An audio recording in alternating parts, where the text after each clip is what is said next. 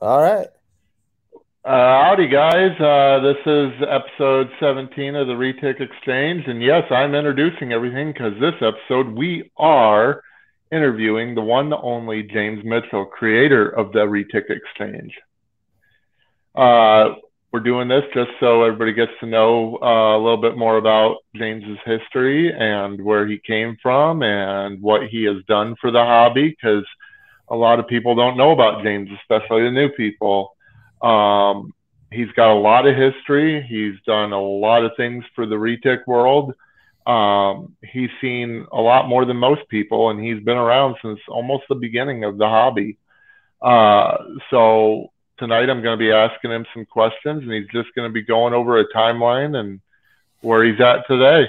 So we'll start it off. How are you tonight, James? Oh, I'm chilling, man. All is good. Still breathing. What's up?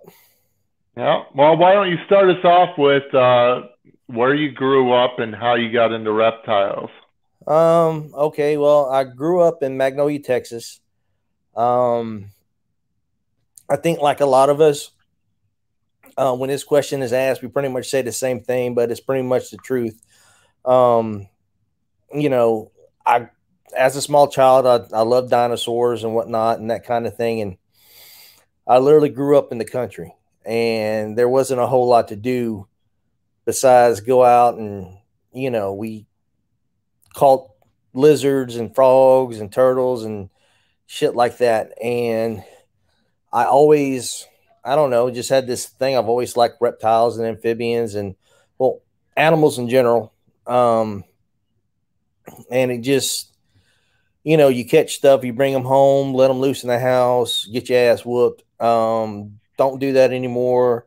Don't bring that shit in the house, this and that, blah, blah, blah. Shouldn't be playing with that kind of thing because it's bad, it'll kill you, it'll bite you, this and that, blah, blah, blah.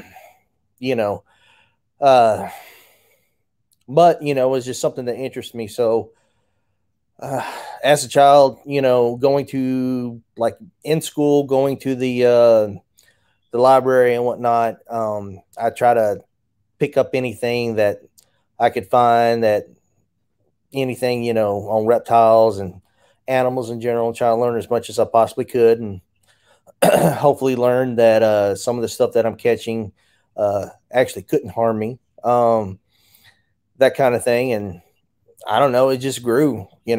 There was uh, I really didn't keep a whole lot, as in going to pet stores and buying things or parents buying me anything, because that just wasn't going to happen. Um, so it was more or less whatever I could catch out in the wild, and friends that had stuff, or anything that I saw on TV and books, magazines, that kind of thing. So, what was the first, I guess, reptile that you kept? Whether it was your parents knew about it or not. Let's see, I've had frogs, turtles that I've caught and whatnot. That kind of thing. And then when I was able, I guess, when I left, when I finally left, it was, like ball pythons, that kind of thing, corn snakes, whatever, whatever I saw at like a local pet store, wherever I was at, that kind of thing, anything that just caught my eye, something that I wanted to work with, wanted to learn about. So, So, what would be your first exotic pet? ball pythons. Now, was that before the ball python morphs were around? Yeah. Or at least, I didn't know anything about them. So, but yeah, this was, yeah, because it was a long, long time ago. What Yeah. time frame would you say that was? Um, so I had ball pythons before. So I lived in Magnolia. When I got out of school, when I got out of high school and whatnot, I moved to Tomball, and I was there for a little bit. And this was 92, something like that. Yeah, like 92. And I had ball pythons there. And then let's see, between 91 and say 95, I had some, like I said, ball pythons. I had a normal berm for a little while, and then off to college, this and that. When I moved to Brenham, that's when that's why I live now. I live now in Brenham, Texas. That's when it really started taking off, or right before then. I'm trying to think. I don't know if it was in an encyclopedia. I don't know what it was. Honestly, I used to drink a lot too back then, so my memory's kind of. But I saw some reticulated pythons, and at that point in time, really didn't even know what that was. I saw them in a book, and I was just kind of just amazed by how they looked, and there wasn't a whole lot that was written about them. And then from there, it was pretty much trying to get my hands on those things, and so it went from ball pythons, normal berm here and there. A little bit after that, I actually met Bob Clark. That's a story in itself. It's a cool story. And I got a albino berm from him. But anyhow, that's an entirely different story right there. We might touch on that a little bit later. Yeah, I probably will. So, like, what year, when you were discovering reticulated pythons, what year would you say that was? Like in the books and stuff. Well, before then, it was probably around the mid 90s, I would say. And then I actually started getting, in the mid 90s is when it started. Now, did you have any pet stores near you or pet shops near you that had any of these? No, they were all, so like being in Brenham, it's Brenham. Anybody knows anything about Brenham, Texas, it's right in between Houston and Austin, and we're closer to Houston. So on weekends and whatnot, I'd go to Houston. 1960, I spent a lot of time on 1960. There were several pet stores that I would frequent back in the day, and unfortunately, I can't remember the name of any. I know exactly. I can see them. I can't remember the names, but this is the first time I saw reticulated pythons. And they were babies, all wild caught, of course. And of course, I tried to learn as much as I possibly can. The people working at the pet stores really didn't know a whole lot. So, it's like the blind leading the fucking blind. But that's when I was introduced, I guess, to them, and being able to see them, in real life outside of a book. So yeah. So now that you've seen these snakes, you're really wanting them, and you're really interested in them. What led you on the path, and how did you get your very first one? So these pet stores back in the day, they were able to get animals from Indonesia, this and that, either straight from Indonesia or somebody else who they were getting them from. So right. It was more or less talking to them, becoming friends, befriending them befriending me, that kind of thing, and working together to get animals. So that's how that started popping off. Whether it was legal or illegal, not quite sure. I didn't ask. Well, back then there really wasn't any laws. So, that's how that's. So did you get one to start out with, or did you get a bunch? Do you know where they came from, or? No, I don't know. I don't know the locality of anything. If I had to guess, uh, if I had to guess what locality they could have been, Sumatran, Bali, possibly because I had yellowheads back then, and high the ones with the high silver Javas. If that was be my guess. And they were all fucking chainsaws on the most part. Did not have any type of toleration to human touch at all. And then on top, I met some friends. I found some living in Brenham. I found like some pet stores in College Station. I think some of y'all may know Travis Cubas. Some of y'all might know that name. At this point in time, he was actually living in College Station. And at that point in time, he really didn't. He had one or two retics, but he was really in the Burms. He was breeding Burmese pythons. And how I met him is that he was friends with the reptile dude, Graham. I can't remember his last name, but he was over the reptiles in this pet store that I would go to and buy feeders and shit. And how I met Travis came in, and one of his burns was, just laid some eggs, and he was kind of freaking out. And we just kind of started talking. He's like, "Hey, you want to help me pull eggs?" I'm like, "Fuck yeah, let's do this." And me and Travis became friends and stuff. He had a couple of wild caught retics, and I actually traded him like some ball pythons and got his retics that he wasn't.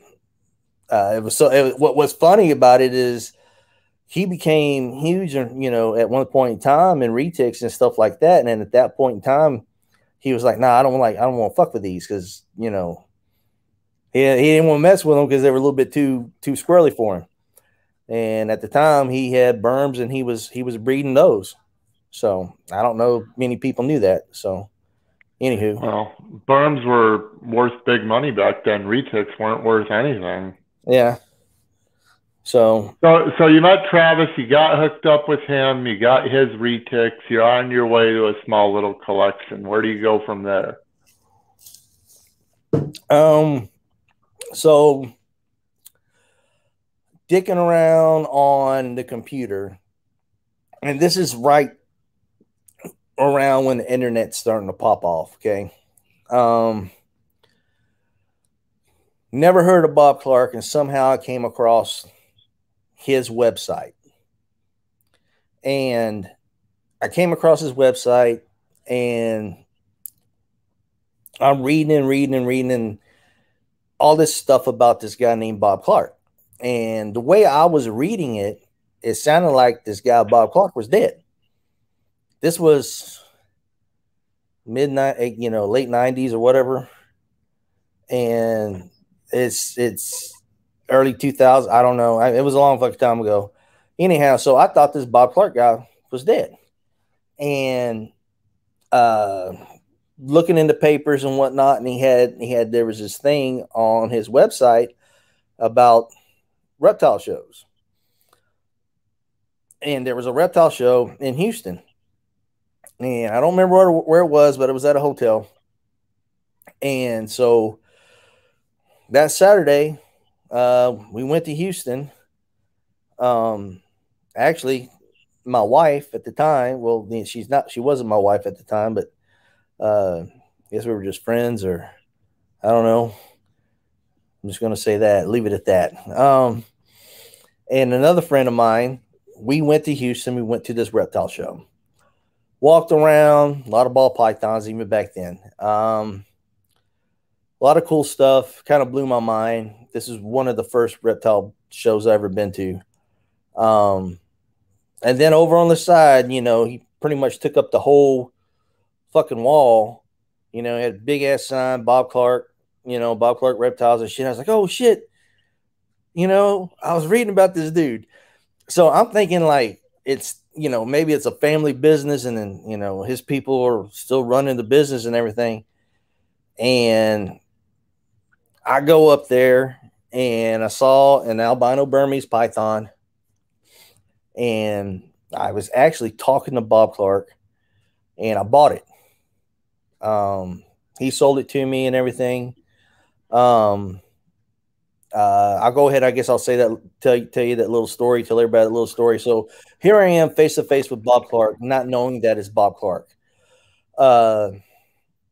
He had some retics. He had some stuff out there.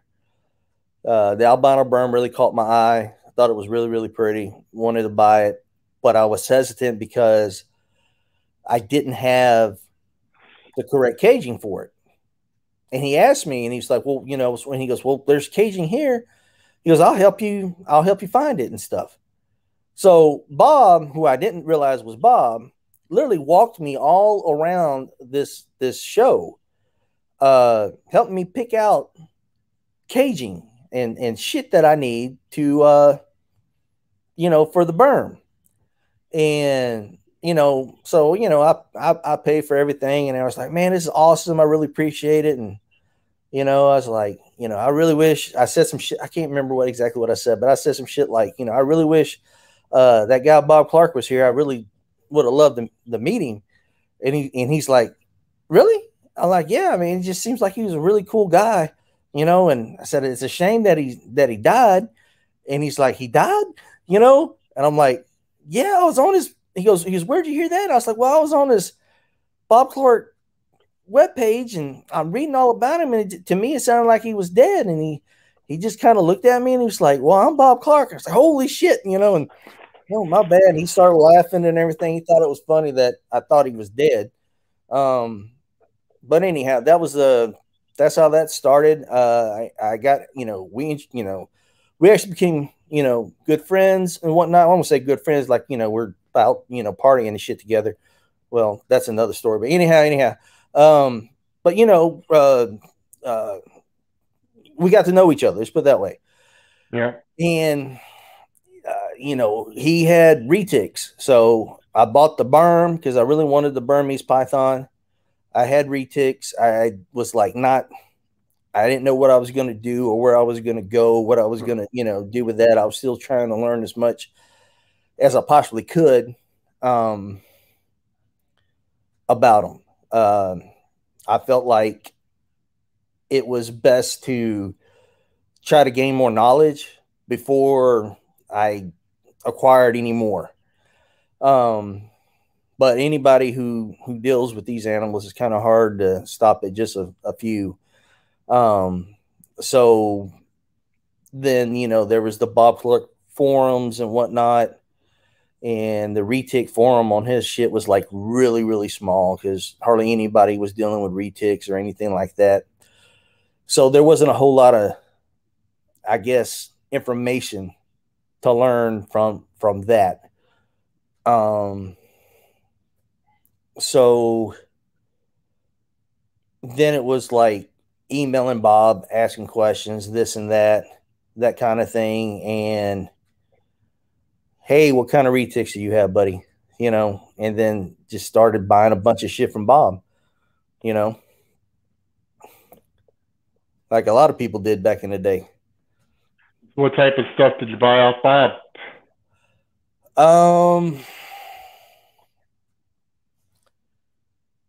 Back then, what did I buy? I bought a pair of tigers. I bought a super tiger, some albino stuff, some head albino animals. Back then they just call them yellowheads, Yep. and so it wasn't Thai yellowheads is what I believe they were, and bought those. I really like those. There was this guy, I can't remember his last name for shit. I've talked about this many times. His name was Mark something. I can't remember, but Mark Bell? maybe that might have been it. I don't know, but I know that he had a web page. Yep. And he had a lot of the retics that he featured. He called silver retics. Mm-hmm. And I remember going, Bob, you got any of those silver retics? And they just look different than some of the other stuff. So at that point in time, I was just really interested in working with different things. And I'm not going to say localities, because at that point in time, localities were not, I don't want to say important, but nobody really talked about them. Right.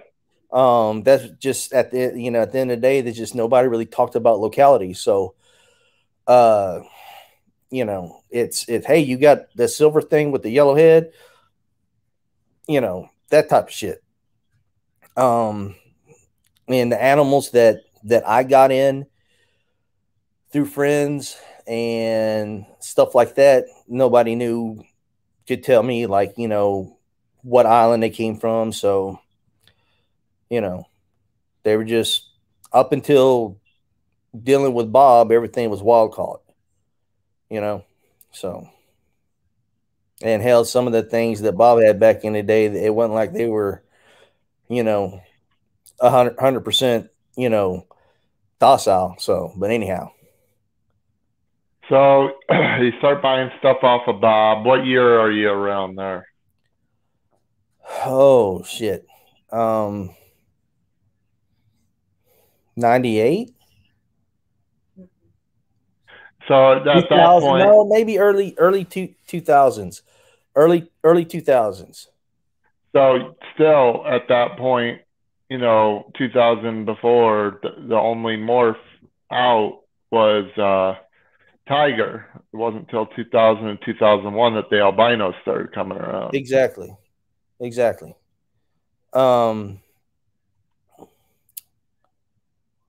Yeah. Early 2000s. Yeah. So you're on the internet, you're doing all this stuff, you're buying snakes from Bob. How many snakes are you up to?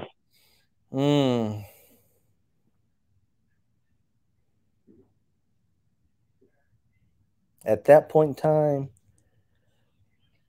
13 dozen, maybe a little over a dozen. Any of them adults yet? No, sub-adults mainly. Some of the wild caught stuff, not knowing, how old they are, who knows. So now you've got these animals, you've been buying off of Bob, your early 2000s. Internet's now really starting to kick up.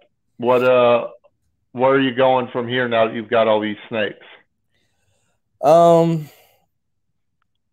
So at the time, it was still trying to learn as much as I possibly can. Now we have the internet going, we have forums. So now I'm part of Bob's forums. A lot of people may not know this. Mike Wilbanks, king of the ball python now, but at one point in time he was partners with Bob, and he had a lot of retics. He bred retics as well. So I got introduced to Mike Wilbanks, but at the time there wasn't really anything that he had that I wanted. I mean, everything that he had, Bob had, and I've already purchased. At the time, there was this thing called a super dwarf, and that's what it was called. And they had Jampea retics. This is when we're starting to get into locality stuff, and Mike, I think it was an accident, but anyhow, Mike Wilbanks was the first one to produce what they call a super jam, and that was what they considered a super dwarf and a Jampea cross. And this was one of the coolest animals I had ever seen, retics wise, back then, at that point in time.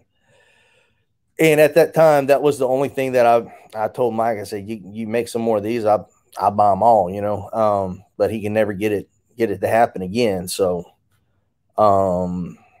we go from there to I met some people on Bob Clark's forums. Miss Kara, what's her last name? Help me out. Anyhow, at the time, Kara, a Texas girl, was I don't want to be putting out people's business, but was dating Kevin from Nerd, and didn't know what Nerd was, didn't know what any of that shit was.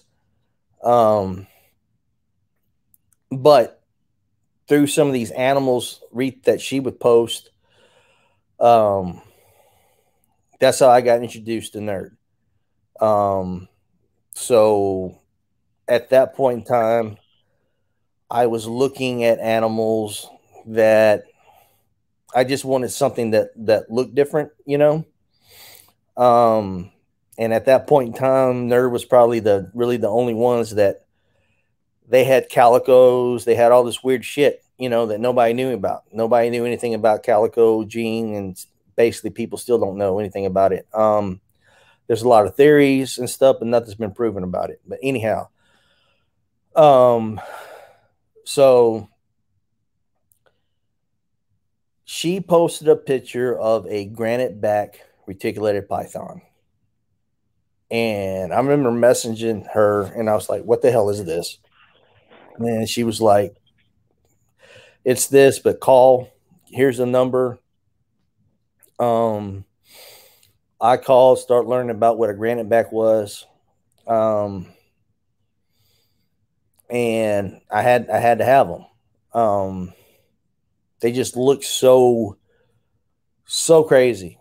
They were just the neatest looking reticulated python to me at that point in time. So I bought a pair of granite back retics from Nerd. And at that point in time, this came from the very first breeding of the, you know, that produced those animals. Well, the original anthrax to poison ivy. Right. And then doing that, I talked to this guy named Andy Dietz. And he was never heard of him. He was a young cat back then, though, very young. Not very young, but he was a young cat. Andy and I we got a relationship through the internet and over the phone and whatnot, and started talking to him about stuff.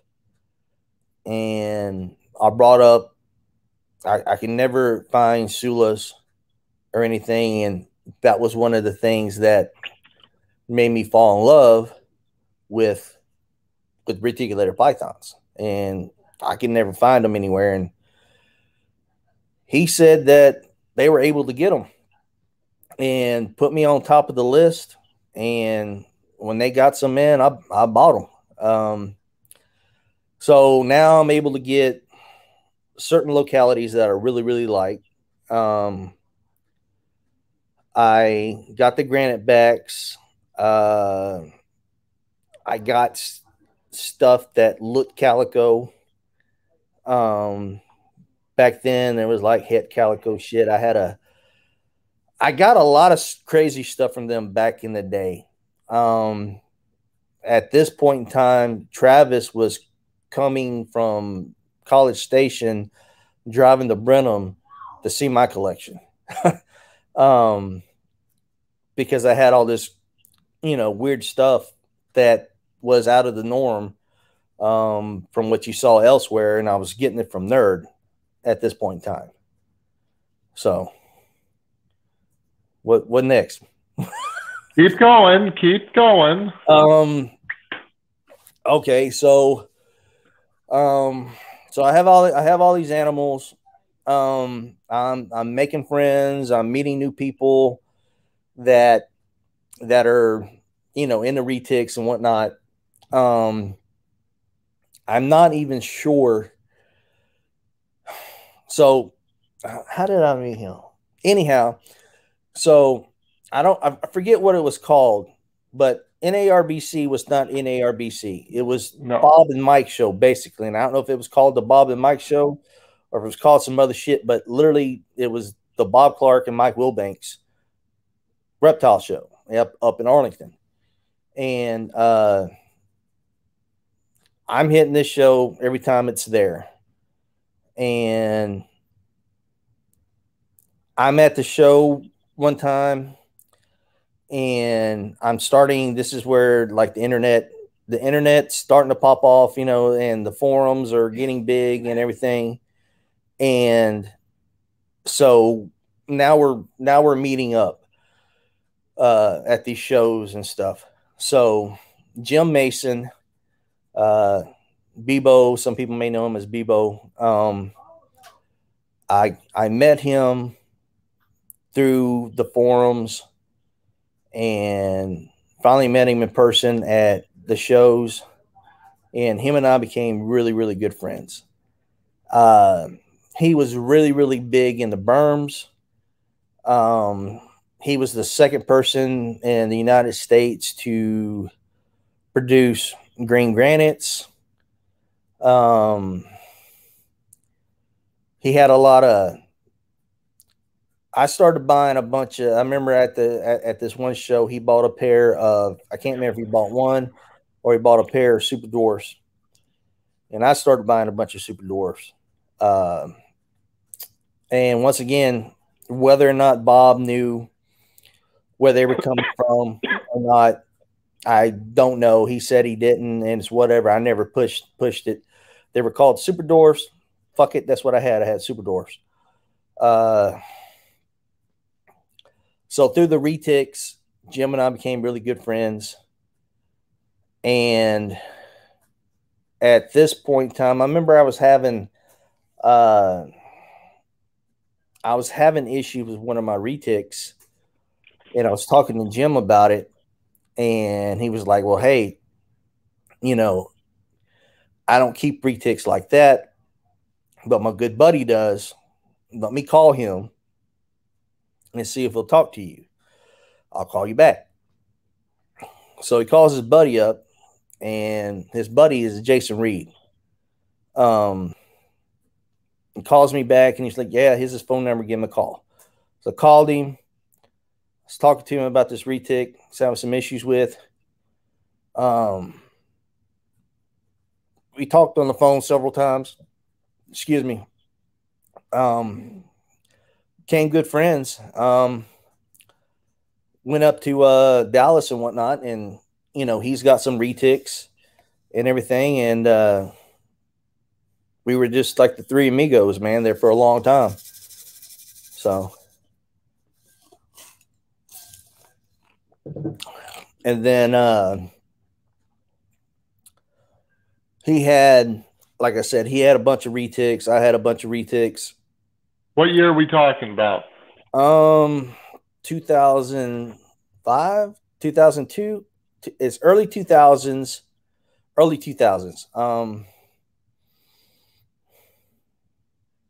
2004?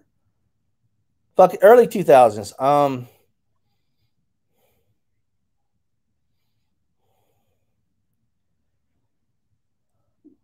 My animals were adults. Let's put it that way. They were like my granite backs at that time were 3-4 years old. My Sulas were 3-4 years old. Now the Sulas could have been a little bit older or whatever like that, but they definitely had the size on them and whatnot because these were wild caught as well.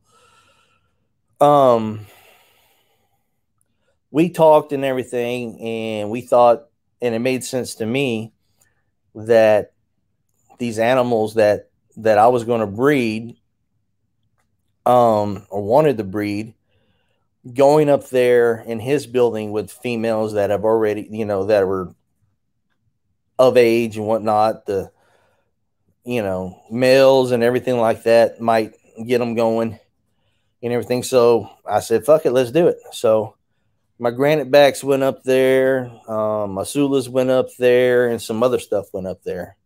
And then I kept the rest here in Brenham. So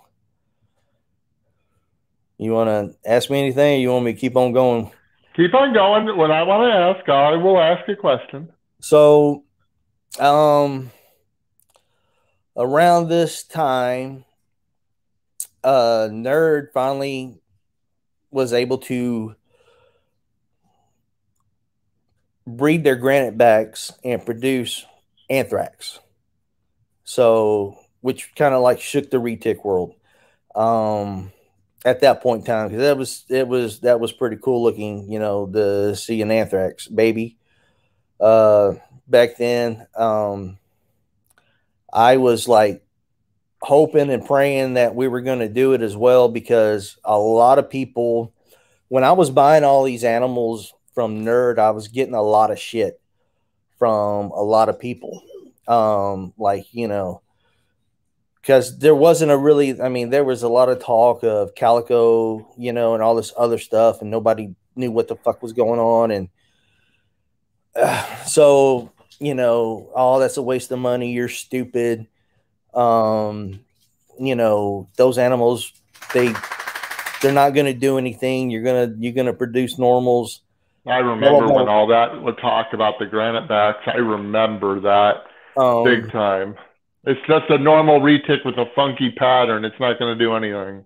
Right. And, I don't know. I just believed in the project, and like I knew something was going to happen. And then Nerd, they finally produced it. And then not long after that, we were the second people out of, outside of Nerd to produce the anthrax gene. So, which was a big deal for me, a huge deal for me, and a huge deal for Jason and stuff like that. Those animals were able to allow Jason to get into other projects and stuff like that. I know not too long after that, we produced Sulas, which was a big deal. Because I think at that time they were only produced, I think, one other time in U.S. What the fuck's his name? Wilkins. No. Yeah, Noah. What the fuck is his name? Yeah, I know who you're talking about. Anyway. Anyhow, so which was a very big deal too, because this right here is my favorite locality, and actually see that happen was amazing. For me, one of the highlights of me dealing with retics. And that project allowed Jason to get into other stuff that he was doing and stuff like that. So your animals are responsible for a lot of things. Yeah, that's one way of saying it. Yeah. Yeah. Yeah. So you produced Sulas, you produced some anthraxes. Let's talk about your super dwarf and Jamp stuff. Okay, what you want to know? Did you keep that down in Brenham, or did that go up to Jason's? Jason had all the Jamp stuff. Jim had SD stuff with all his berms, and I had a bunch of SD stuff here in Brenham. But did you produce anything in Brenham? No. Eventually, all that stuff moved up there. At one point in time, there was a lot of Jampia stuff, crosses that were coming out of Jason's facility, building, whatever you want to call it. Jim was actually the first person in the United States to produce captive foreign bred super dwarfs. The male was his, the female was mine. So, yeah, a lot of people probably don't even, know that or remember that. But yeah. Now, looking back, would you say they were probably Kalatoas? Probably. I would probably. And it's hard to say how old they were. There's a lot of new stuff that's known about the super dwarfs in the different localities now, by all means. Not so much then, just what I knew from keeping them and what Jim knew from keeping them and that kind of thing. There was all kinds of horse shit that surrounded the whole dwarf thing.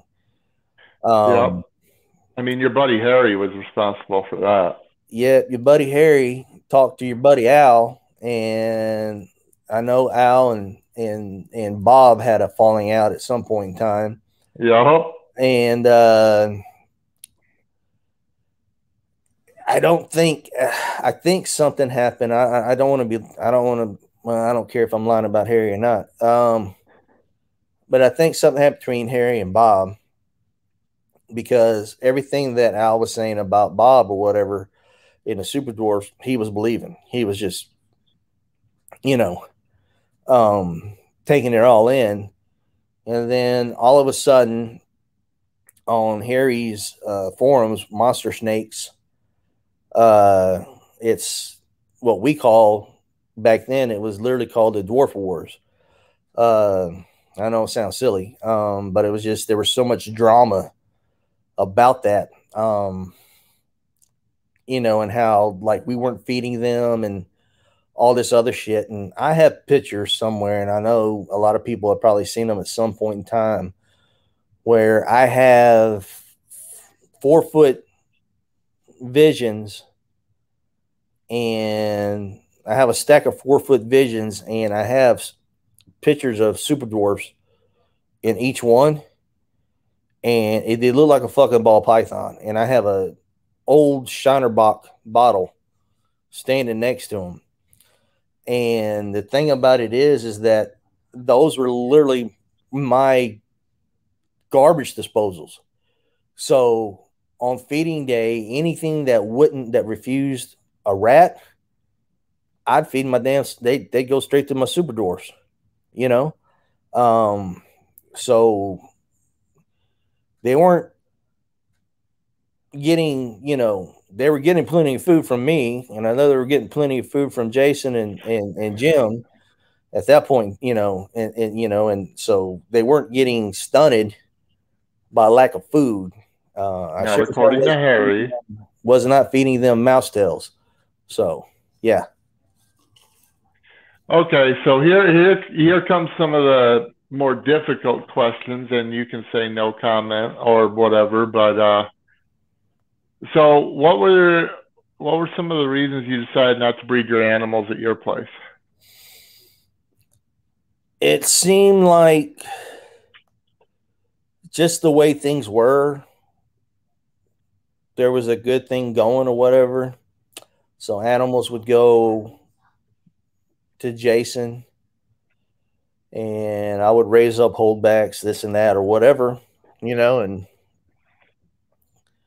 that's just basically, it wasn't like I wasn't part of breeding or anything like that. It wasn't like I wasn't, when I was up there, that I wasn't part of putting animals together or help pulling eggs or cutting eggs or anything like that. So it wasn't like I wasn't doing that. So, but that being said, that's just how it was. That's just what we were doing. So, hearing your story and hearing how you've got a lot of animals that nobody else in the country has, and pretty rare animals, locality animals, dwarf animals, etc. Later on down the line, back in the early forum days, everybody knew you. But later on down the line, when you got Facebook and Retic Nation popping up, going from the forums to Facebook in like the 2010s, and just everybody now interacting and sharing pictures all the time, people stopped noticing you unless they directly knew you, right? Unless people knew you personally. And a lot of animals from 2010 to 2016, let's say, a lot of animals were produced from your animals. All that crazy anthrax stuff that we were known for. Yeah. Tigers, all that stuff. I mean, I've held those animals, I mean, I've been to the shows and I've seen the animals up person. To this day, not even Jay at Prehistoric can even come close to some of the crazy animals that came from your stock. Nobody's been able to replicate hets. When you got people walking up to the tables and thinking that they're visuals, but all they are hets, that's something special. Yes, sir. I mean, some of your hets were more visually appealing than actual anthrax or anthrax tigers. But my question here is, you didn't get any of the notoriety from it. No. So why didn't you speak up and let it be known that this was your bloodline, and this was because this is what I'm trying to do. This podcast is letting your voice be heard. This is your baby. This is your project, the Retic Exchange. You're building basically what people think that Retic Exchange is just a podcast, but it's also your new business name, because you're starting from scratch again and starting over, and it's just you by yourself this time. But why back in those days did you not speak up and talk about these as your animals? Yes, it was a many co-projects, but you never heard the name James Mitchell associated with any of it. I honestly, it didn't really bother me. Sometimes it did, but on the most part, I didn't care. I was never in it really for any of that. I don't deal with these animals because I want to be known for this and that. World's first, this and that I've been part of. I don't know how many. Don't really give a fuck. That's not a lot of the world first things that I've been part of wasn't even the goal animal. It was, we're trying to do something else. So, like I said, or what I'm trying to say is that, I don't know, man, I really didn't, I'm not shy or anything like that. Anybody seen me at the shows or anything like that, or has ever dealt with me in person, I'm not shy. So it wasn't like I was just trying to hang out in the back. But at the end of the day, the notoriety and stuff like that, it's nice by all means to a certain extent, but that's not what I need. Looking at things now, I wish we would have done things maybe a little bit differently. Because when you're number one, it's always going to be about the animals with me. You hear people say that shit, but it truly is. It's all about the animals. I lost everything. Well, I was going to get to that. You brought up about, starting from scratch, and I am. And I'm saying this because, like, if it wasn't for some friends of mine and people who know me and stuff, I was going to be done with them. So animals that I have now, animals that I'm actually breeding here now on my own, it's not about the money. It's not about the people that are helping out, that help me out, where I have animals now to work with. They can, hey, let me keep a pair or two. You can have everything. You know what I mean? Like, I'm not wanting to split anything down the middle. No, half of this is mine, this and that, blah, blah, blah. No, because it's not about that. It's about,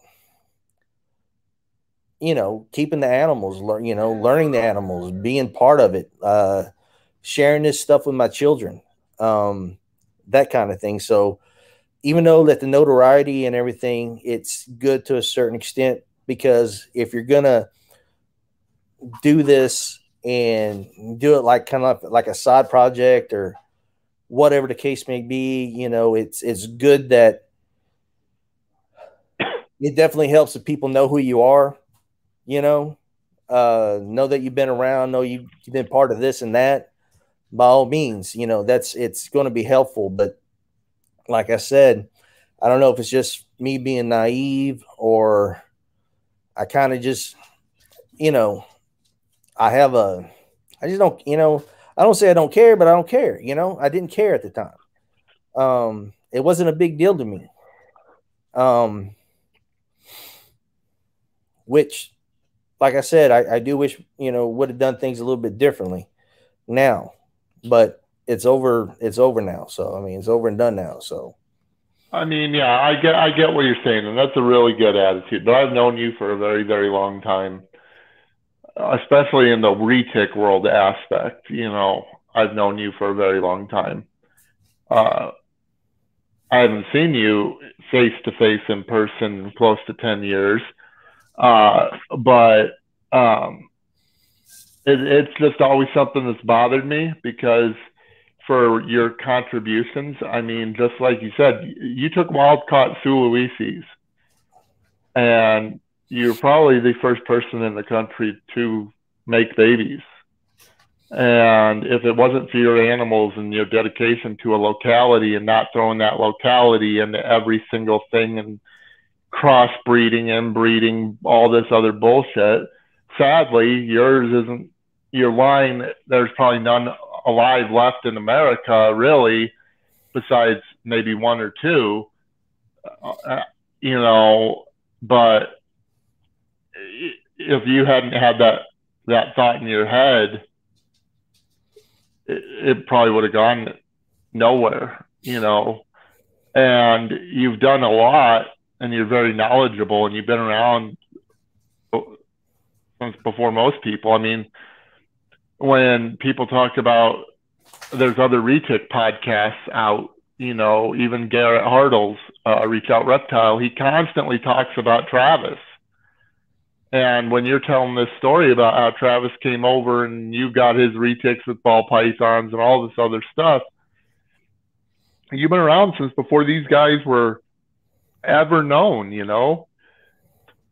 and your knowledge and contribution deserves to be recognized, and your knowledge and your history and all this other stuff. And I believe it's valuable. Whether you don't care or not, I believe it's valuable and it should be brought to light.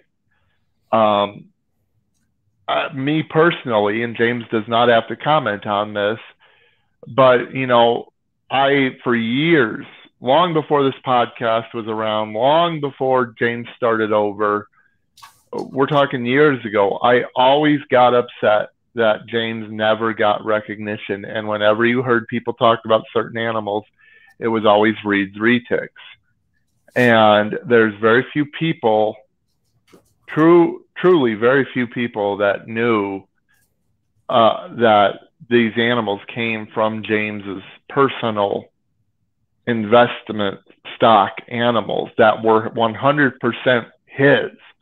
It wasn't a co-buying event like the Granite Backs. It wasn't, he went in on buying an animal with someone else. These were his animals. So, you know, getting back to it with your history, you know, you produced all these world's first with Jason, and Jason was able to invest in other projects, and Jason started taking things to a different level. I'm not going to go into specifics. If you want to, you can. But events happened, and now you're starting over. So let's start off with how you're and why and how much you want to elaborate on how you're starting over, why you're starting over, and what your future you want to happen. Well, basically, it was just, you know, everything's at Jason's, and basically it's just, you know, malfunctions. You know, and stuff went haywire, and it's during the summer, and you know, he's got his own business on top of doing retics and whatnot, and he goes to work early in the morning like a lot of people do, but since he was the only one that was really doing what he does, not having like a lot of help at that point in time, sometimes he wouldn't get home till 8 o'clock at night, 9 o'clock at night, and just animals got, you know, they died. I mean, they just, I don't, you know, just got, yeah, you know, they died. Animals in the incubator, that kind of shit. I mean, it was horrible. I mean, it happens, and it's, you know, it happens a lot. Well, maybe not a lot, but it happens, unfortunately. It's just one of those things where, I mean, I don't know. I mean, it's an accident. It happens. So basically, I can tell you getting kind of upset. So basically, an accident happened. All of your animals died. You're starting over personally by yourself at your place. No one else's. All James Mitchell Retic Exchange. What are your plans now?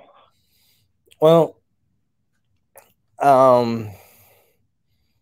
so when I decided, I have friends that I talk to, and they're like, no, man, you gotta, you know, you gotta have retics, you know, it's just not going to be right. Don't seem right. This and that, you know, you don't have, if you don't have, you know, retics, you know, this and that, blah, blah. And I was like, I don't know, because at this point in time, I mean, I'm family, I have kids, all this stuff. And I promised, I told my wife, you know, well, she basically made me, she the boss. I spent back in the day, back then it was a lot of money. Okay. To buy all the animals that I had and all the caging that I had when I started out brand new back then, there was a lot of fucking money. And then the animals that we produced over the years, and then losing those animals, that's a lot of money. Like it's just ungodly amount of money, and there's no way that I was going to be able to spend that kind of cash to get that kind of collection back. Does that make sense? Yep. To try to start over, but try to have that top shelf type of collection that I felt like I had, there was no way, you know, I didn't have the money to do it. And there was no way that it would be basically taking money away from the family. And that wasn't going to happen. She would have whipped my ass, kicked me in my nuts, all that good stuff. So basically talking to retic buddies on a daily, I was able to get some animals and whatnot here, which is, you know, I really appreciate it. And I'll go ahead and mention his name. A lot of people know, I'm sure know who Jeff Kelly is. If it wasn't for him, I wouldn't, I would have said, fuck it. I actually was going to start messing with monitors. That's a different story too, but I got some monitors, and I got with a buddy of mine that does monitors, and I sent one of my males to him doing breeding loans and stuff like that. So the things that that we were producing, a good friend of mine, Aubrey, I think a lot of people know who Aubrey Pruitt is, possibly. He also helped me out a great deal. Getting some animals, and then there was some other stuff that I would like to work with, and so getting. I think it's okay if you mention the two other names. Who you talking about? Like, yeah, Nick and Wolfgang. Yes. So, and then, like it may not seem like it because I probably not have talked about it a whole lot, but I truly am a really big locality guy. Because at the, we can actually probably talk more about the very beginning of dealing with the retics and stuff like that. Because there wasn't morphs, there wasn't any of that. So these were all locality animals. Even not really knowing where these animals were coming from, what island they were from, this and that. I think a lot of us, and I know you did too, at one point in time, even if you weren't sure, you knew you had different type of retics. Yeah. They looked different. They acted different. And it's just something about that, I'm not going to sit here and lie and say that I don't like morphs. One of the most beautiful animals in my eyes, in my opinion, is an albino reticulated python. There's the anthrax retic is close to me. I think they're amazing looking, especially the ones that I had, the ones that we made. They were special. So, but that being said, having certain localities is even as special or more special in my eyes, especially now that it's legally, it's not, you can't get these animals legally. Let's put it that way. And with the whole morph craze and people wanting to make sure that they make the world's first this and that, and it's whatever. Do you, boo? Whatever you want to do, but I think people have, they've lost sight of how these animals became and all this other stuff. So definitely, getting certain animals from Nick and Wolfgang, it's like,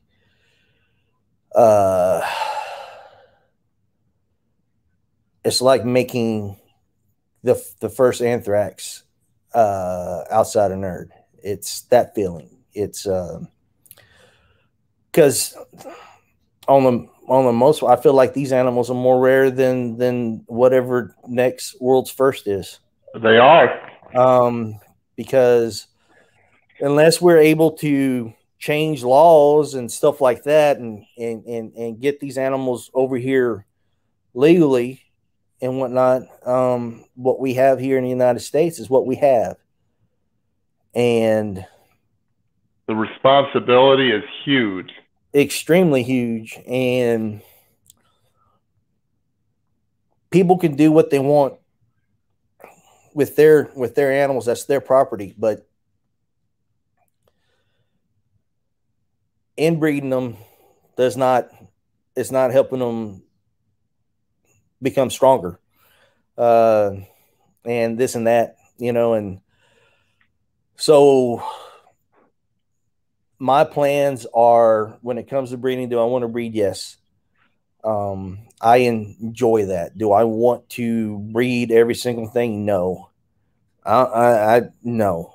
I think anything that's bred, you sit down, you think hard about it. Why do you want to breed these animals together? What is it that you specifically want to see? What do you want to get out of it? And when it comes to the localities and stuff like that, do I think they should be bred? To a certain extent, by all means, because this is all that we have. But the breedings need to be, they need to be smart breedings. And it's not, hey, you know what, we don't have a whole lot of these, so let's breed the shit out of them and sell them. Because unfortunately, not everybody deserves these. You know, I feel like everybody has the right to have a retic, but not everybody needs a retic. So when it comes to us that are in the retic hobby, and if we're going to actually breed something, I think we need to be a lot smarter about it. So my goals is to keep them as healthy as possible. That's my main goal. My main goal, is that keeping them healthy, them having as long healthy life here as possible, and anything that's bred is bred for a reason, and definitely not for money. If I'm able to buy some feeders, thumbs up. And not take money out of the account, that's always a plus. That's about it. I mean, I think that's a pretty good explanation. We've gone about now a little over an hour here. The future looks ahead. You got Retic Exchange going on, the podcast, Facebook page, YouTube, Instagram. Follow it. Also, James's business is the Retic Exchange. This is 100% him. I am the Ed McMahon to Johnny Carson over here. Johnny runs the show. James does run the show. I'm just a sidekick here in the chair next to him. But I wanted to have people have a little bit in-depth look about James. Feel free to reach out to James. There's a lot more that we didn't even cover in this. There's so much more we could talk about the wild called shit from the beginning. Yeah, well, you could have interjected that. That's what I was talking about. But so we don't lose our audience at an hour and stuff. You can reach out to James through all what I named, the Facebook, Instagram, YouTube. Any ideas you have, any questions you got, he'll always make time to answer stuff. He's not just a big asshole. He's actually pretty smart, and he helps a lot of people out. I'm just looking for this video to highlight James and give him a little bit of recognition, even if he wants it or not. And so hopefully everybody enjoyed this. More episodes to come. We got stuff in the works. And I will let James take it over and close it out since I opened it up. All right. Thanks, Boo. Asking all the questions, this and that. Kind of like what Chip just said. Thanks for all the support. Please like, subscribe, leave comments, share, leave comments on any of the platforms about ideas, things that you want us to talk about. Also, please support USARK. Become a member, donate if you're at a show. If you see their table, buy a bumper sticker, give them $1. buy a t-shirt. Every little bit helps. They are the ones that are fighting for our rights. I think that's about it, man. Thank you. Thank you for making me look like a fool, but whatever. Anyway, you have a good night, James, and we'll see you guys on the next podcast. All right, sounds good. Everybody, talk to y'all later. Bye. Bye.